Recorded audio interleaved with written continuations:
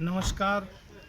मैं बोलीसा समाचार निर्देश और चर्चा 24/7 से आज हम गांव खलीलपुर में एक प्रोग्राम श्री राम गौशाला का चल रहा था, जिसमें हम आज एक ऐसी शख्सियत से मिले हैं जो किसी परिचय की मोहताज नहीं है। हमारे मास्टर गुरुजी सुरेंद्र भाटी जी, इनसे हम जानना चाहेंगे कि कब से इस लाइन में हैं और कितना इन्होंने दौर देखा इस लाइन में और कहाँ रहते हैं, कहाँ से, सारा इनसे जानेंगे। हमारे साथ हमारे मास्टर सुरेंद्र भाटी जी। सबसे पहले तो सभी को नमस्कार, जय श्री राधे। और हमारे आदरणीय चाचा जी, बहुत अच्छी बात। खलीलपुर गांव में कार्यक्रम था श्री राम गौशाला पे। और रही बात लाइन में आने की, सन 1995 से मैं सिंगिंग लाइन में, गायकी की लाइन में सन 95 से मैंने भजन गाना स्टार्ट किया।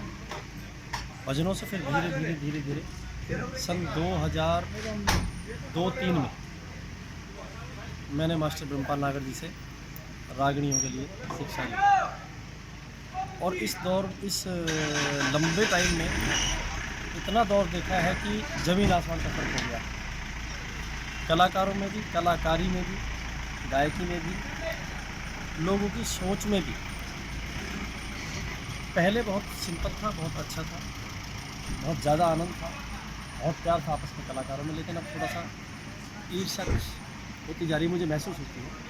तो मेरा सभी से निवेदन भी है कि भाई, सबसे पहली बात तो कलाकार के लिए प्रेम ही है, वो प्रेम बांटता है और संगीत का नाम ही प्रेम है।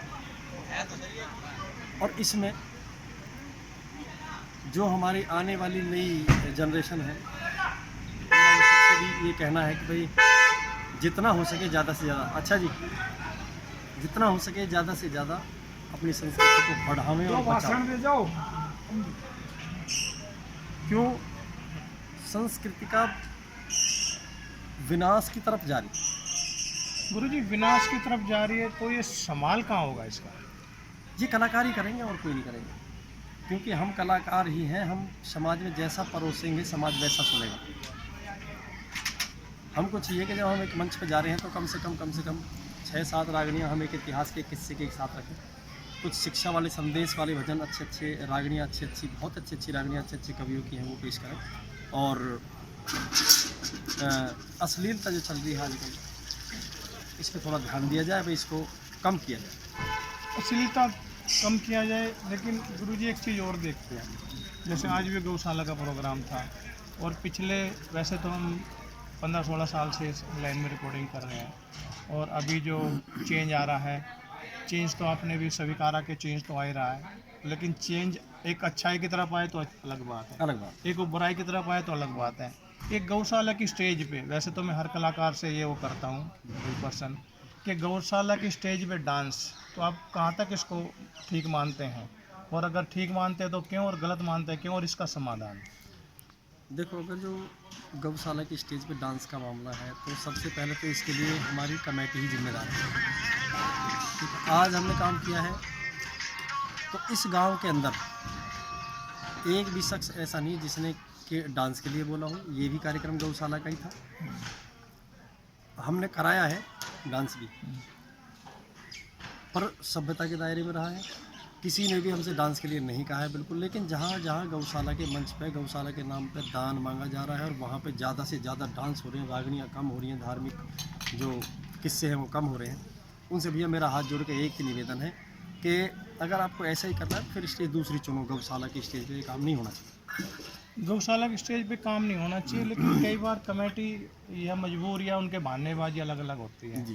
कि पब्लिक को रोकने के लिए, या कई उसमें भाई और मतलब ऐसे वो होता है, एक बढ़ जाता है कि भाई जो जनरेशन है उनके लिए, तो कहने की बहानेबाजी है। और स्टेज पे बहानेबाजी और इस तरीके की बहानेबाजी लगा के डांस कराना, ये कहीं तक भी ठीक नहीं है। नहीं है तो ये गलत ही, लेकिन कुछ मजबूरियाँ कमेटी की भी होती हैं, क्योंकि कमेटी 1 या 2, 3, 4 आदमी से नहीं चलती। उसमें क्या होता है कि 20-30 आदमी कमेटी के होते हैं, और 20-30 आदमियों की सोच भी सीधी सी बात है 20-30 तरह की होगी। फिर कमेटी के साथ जुड़ा हुआ सर्कल, मान लो बुजुर्ग है तो उनके साथ में बुजुर्ग जुड़े हुए हैं जो कि राग में सुनना पसंद कर रहे हैं। कुछ कमेटी में जवान युवा भी हैं जिनके साथ युवा जुड़े हुए हैं, वो डांस बहुत ज़्यादा पसंद करते हैं। तो मेरा सबसे ये निवेदन है, चाहे वो बुज़ुर्ग हों हमारे या फिर नौजवान साथी हों, कि आप कुछ गलत नहीं है भाई, डांस भी देख रहे हैं लोग अपने एंटरटेनमेंट के लिए, करो, तो उसके लिए स्टेज चेंज कर लो। अगर गौशाला की स्टेज है तो वहाँ पे धार्मिक किस्से की बात, और अगर जो नृत्य है डांस भी है तो मर्यादा में, क्योंकि ऐसी जगह पर एक पहली बात तो सबसे पहले धार्मिक स्थान है। दूसरी बात गौशाला भी ऐसी है कि वहाँ पे माता बहन, गांव बस्ती के बुजुर्ग भी, बच्चे भी, ये सारे ही उपस्थित होते हैं। और गांव के बच्चे अगर ये चीज़ देखेंगे तो उन पे सीधी सीधी बात है, गलत फर्क पड़ेगा ही पड़ेगा। अच्छा गुरु जी, रहने वाले कहाँ के हो आप? जब मेरा छोटा सा गांव ग्रेटर नोएडा में कुलीपुरा है, जो कि पहले से काफ़ी नामी है। हमारे प्रकाश पहलवान जी हमारे गांव के ही हैं, और उन्होंने हमसे भी पहले काफ़ी नाम उस गांव का किया है।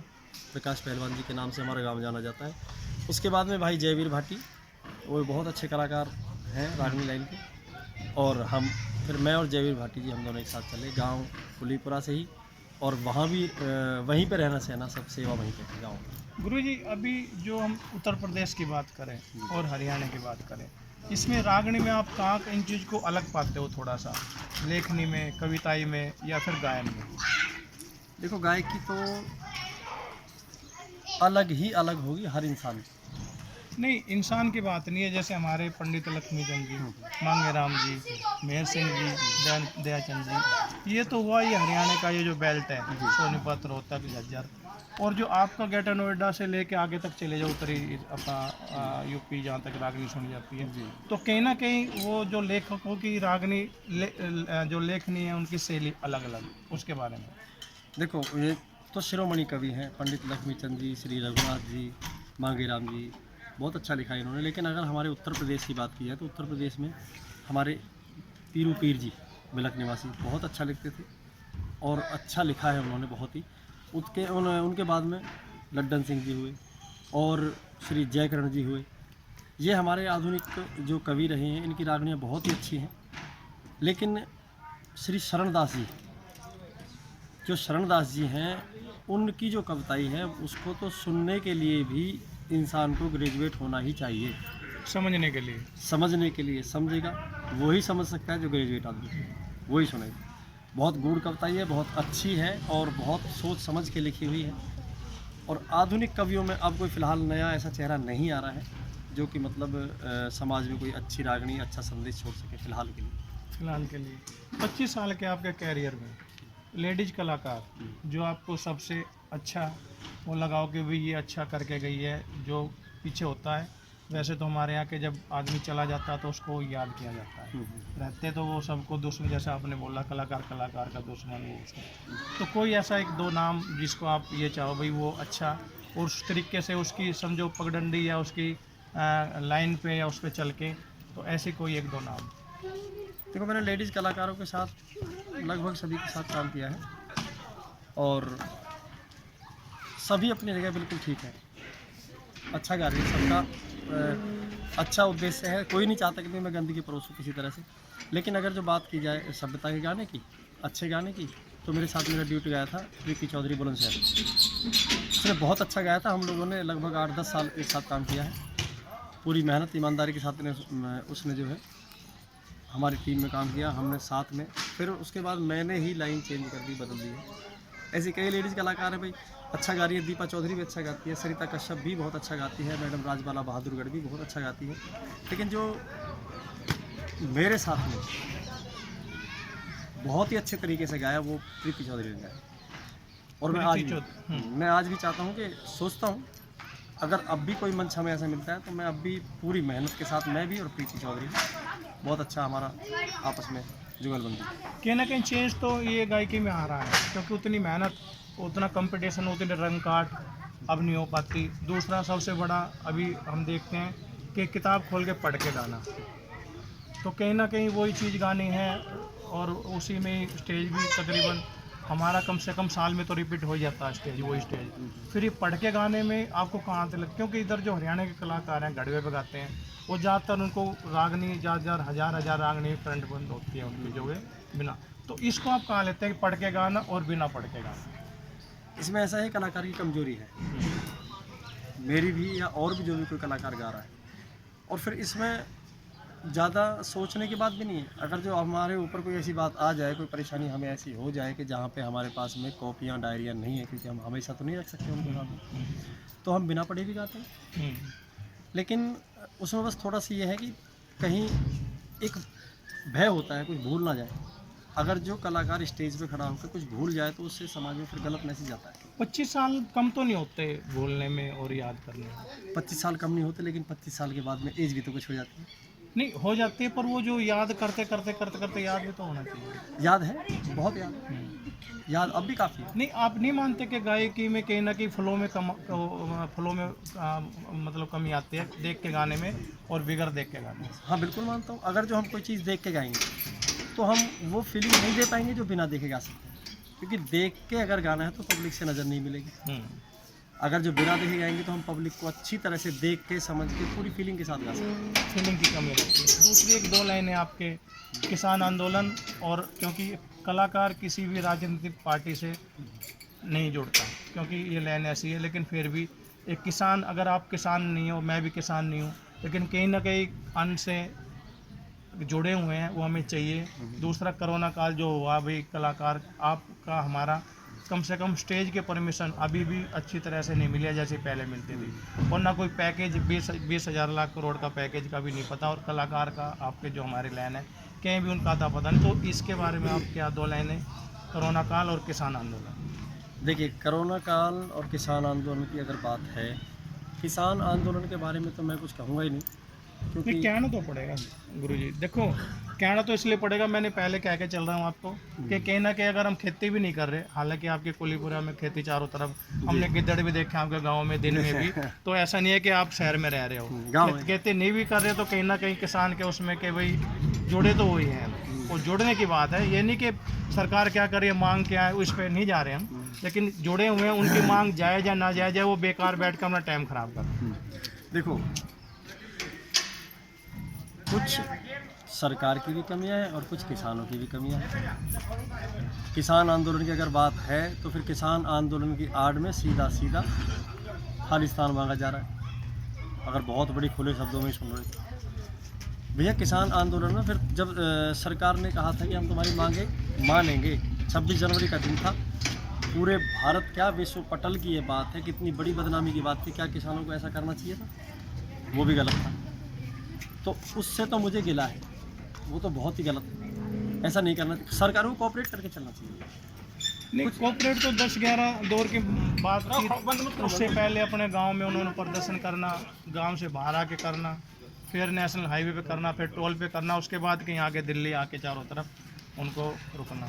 तो इसके बीच में तो कहीं ना कहीं देखो, अगर आप गवर्नमेंट है, वैसे मैं किसी के पक्ष में नहीं हूँ, ना किसान के, क्योंकि हमने बताया कि काम ऐसा हमारा है कि उसमें किसी भी पक्ष की बात करें, लेकिन अपनी जो थिंक है, अपने विचार तो हम दे सकते हैं। तो अगर मान लो आपको पता है, आप गवर्नमेंट चला रहे हैं आप, और आपको लगता है कि किसान आंदोलन खालिस्तान में तब्दील हो जाएगा, तो उसको वहीं रोक के ख़त्म कर देना चाहिए, नहीं करना चाहिए। उसको बॉर्डर पर ला के लाल किले तक क्यों लेके आए? नहीं, उसमें सरकार का तो कोई दोष है नहीं, मांग की बात कर रहा हूँ सर। अगर हम पूरे उसको चला रहे हैं और हमारा कोई बेटा 10-20 बेटे बच्चे हमारे दुखी हैं, तो उनको वहीं छोड़ डालो, तो कहीं ना कहीं वो बात वहाँ खत्म हो जाती है। उसके बारे में क्योंकि लाल किला तो 26 जनवरी, वो तो 2.5 महीने करीब यहाँ आया है, और 2 महीने पहले अपने गांव में भी वो लोग प्रदर्शन करते रहे हैं, वो भी किसान। खैर, उनका नाम बदल दिया गया है, मोदी जी ने उनका कई तरीके का नाम भी, आंदोलनकारी वगैरह वो करके सारा, वो तो अलग बात है, खैर हम उसमें नहीं जाना चाहते हैं। तो अगर वो चीज़ वहीं ख़त्म हो जाती है, मान ली जाती है, बिठा के बात करते हैं, तो कहीं ना कहीं वो अच्छा होता है, ये अब अच्छा हो रहा है। नहीं, अगर जो उनको बिठा के कहीं ना कहीं, जैसे आप बता रहे थे, बिठा के बात कर ली जाती, कॉम्प्रोमाइज़ हो जाता, तो बहुत अच्छा होता। ऐसा नहीं है कि हमको तानाशाही भी नहीं करनी है, उसमें चाहे कोई भी है, सरकार को भी थोड़ा मानना चाहिए, थोड़ा किसान को भी मानना चाहिए। मेरे कहने का मतलब ये है, ठीक है, क्योंकि इसके बीच में सरकार और किसान का बहाना हो रहा है और लोग हाथ से। ये तो होता ही आया है, सदा से होता है, आपको नई बात नहीं है। उसी चीज़ को कह रहा हूँ ना, कि जो गवर्नमेंट है, जो हमारे चलाने जो राजा है, उस चीज़ का इसका दूरदर्शी होना चाहिए कि भाई असल में इसका क्या पढ़ना, तभी तो राजा बनने लायक बनना चाहिए और होना चाहिए। हाँ, बिल्कुल सही बात है। तो उसका तो भैया वही जाने, राजनीति के बारे में ज़्यादा ज्ञान भी नहीं है। अच्छा, किसान गलत है या ठीक है? चलो सारी छोड़ के इस पे आ जाओ। अगर किसान की बात की तो किसान तो ठीक है, किसान ठीक है, गवर्नमेंट कहीं ना कहीं उनको उसकी बात मान लेनी चाहिए, क्योंकि इसका सभी पे हाँ, प्रभाव पड़ रहा है। प्रभाव पड़ रहा है। अब दो बातें अपना कोरोना काल की, जो 10-11 महीने आप लोग सब हम घर में बैठे हैं। देखो भैया, कोरोना काल में ऐसा है कि बीमारी तो थी, और बीमारी के साथ साथ में लोग परेशान भी हुए। परेशान भी इतने हुए कि लगभग 8-9 महीने तक सबके काम काज बंद हो गए हैं बिल्कुल। अब भी पूरी तरह से वो स्टेज जैसा आपने बताया नहीं मिल पाया है, ऐसी स्वतंत्रता, ऐसी आज़ादी। और उसके साथ में मास्क लगा के चलना बड़ी दिक्कत है, एक दूसरे को छूने में भी डर लग रहा है। तो आप ही मानते बीमारी थी ये? हाँ, बीमारी थी। तो बीमारी थी तो बिना दवाई के 99% इसका रिकवरी रेट कैसे आ गया सर? रिकवरी रेट आया है इसका। नहीं, इसका दवाई से बिगर दवाई के आया है।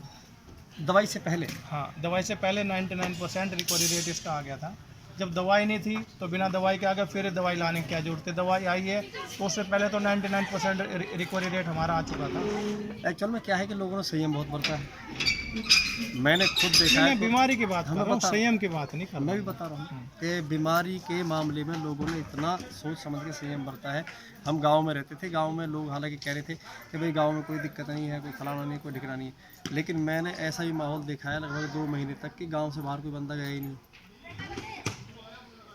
जब आवागमन बंद हुआ तो बीमारी आ ही नहीं सकती। तो लोगों ने बहुत ज़्यादा अपने आप को संभाल के रखा है भैया, उनका हम धन्यवाद करेंगे। बीमारी थी, चाहे थोड़ी हो, लेकिन थी। ऐसा नहीं है कि बीमारी नहीं थी, कुछ तो था जिसका ये रिजल्ट आया। और अब भगवान से बस यही दुआ है कि अब किसी तरह से। ये हमारे साथ थे हमारे महाशय सुरेंद्र भाटे जी, जो अपने विचार रख रहे थे। मैं बोलीसा कैमरामैन राजकुमार के साथ वापस स्टूडियो ले चलता हूँ। नमस्कार। नमस्कार।